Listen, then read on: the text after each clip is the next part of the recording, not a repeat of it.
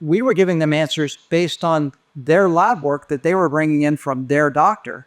It wasn't that new information that we had, it was a better interpretation of that information. I was looking at that information and saying, how can we apply logic to this and say, here's what optimum would be, here's what truly healthy would be.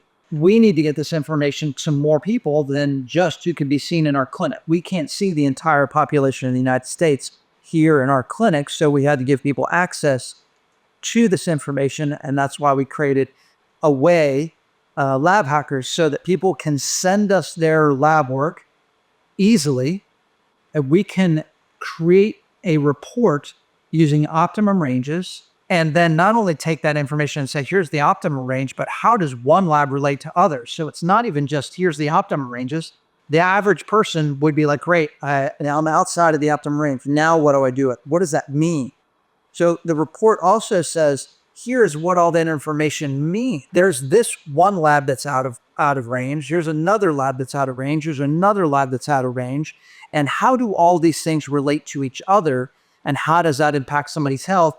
And then also, what can somebody do about it?